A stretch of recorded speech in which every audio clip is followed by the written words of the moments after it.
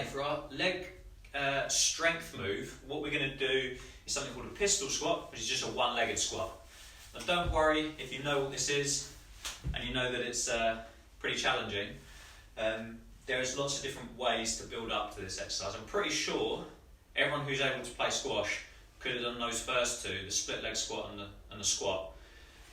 So this one's another level. You want all the same principles apply, so you want to make sure that weight is going through the whole sole of your foot rather than just onto the toes, so you should be coming up like this to do it. And you want to get your hands up for a bit of balance. You're going to have to counterbalance. But in essence, what you're trying to do is just get all the way down, so your bum is on your haunches, on the back of your heel. This leg stays out in front. You're going to have to tense it and get your hands out under control, down to the bottom, under control, hold it, and back up. Okay? Change legs. It's quite hard, this one, so you're not really trying to get lots of reps in of it, you're just trying to practice it, as I said before. And if you're really close but you can't quite make it, you can find a little area where there's a higher platform for your heels to go on. So your foot is very slightly angled down, still flat on the surface, but you've got that bit of advantage. Just basically doing this in shoes will help, because most shoes have got a cushioned heel that puts your foot up slightly like this. Makes it much easier. So if you've got one leg that's a little bit stronger than the other, that will help. So I'm using this advantage, not much, but about 2 millimeters on the different heights of the mats here for my left leg, which is a bit weaker. But otherwise, same thing, looking out ahead, down. Try not to let this foot cross over that line, and then back up. Alright? So that is the strength version of the squat. Split leg squat. Doesn't have an equivalent, but ultimately just up and down. It's called a pistol squat or a one-legged squat. And in order to make it easier, you've got options. So one thing you can do if you've got, say, like a pull-up bar and band, which I do have, you can loop the band over through there, and then you can use this for a bit of support, so you've got something to pull on. Now, that's not going to be very practical for a lot of you, so it's perhaps not the best solution. The easiest thing is to just get things at different heights. So you're going to start off, and you're going to have a chair. I have a chair. Let's put this in. Right, now this will look pretty easy. So let's just let it slightly slide on. Exactly the same thing. Get myself in position, go down until I feel my bum touch the top of the chair, come back up. I don't sit down on it, I just feel it lightly touch. Same for the other leg.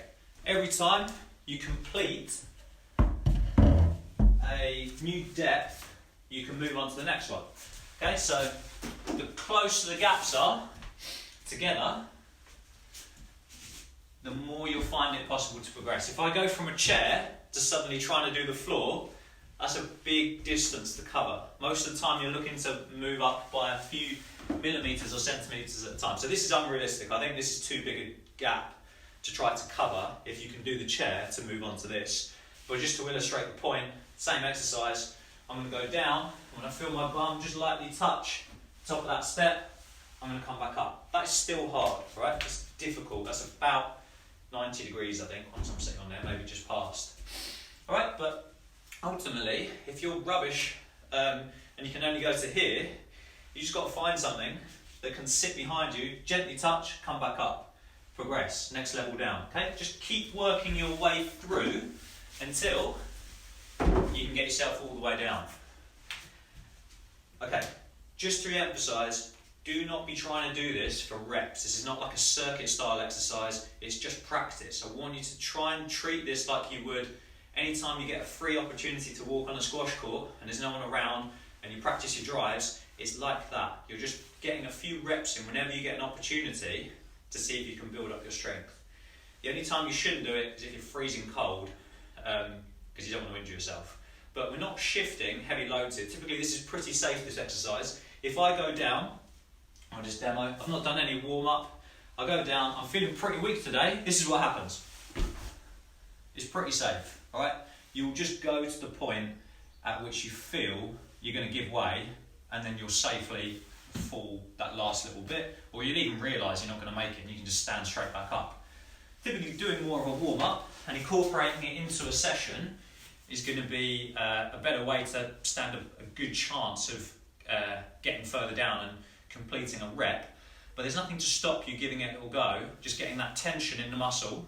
So we're trying to work mainly the back side of our legs as if we're pulling ourselves to the floor and then pushing back up out of it. So glutes and quads are the main two muscle groups. But this exercise really, it works everything. If you're not strong here to hold tight, you'll just fall over backwards, for example.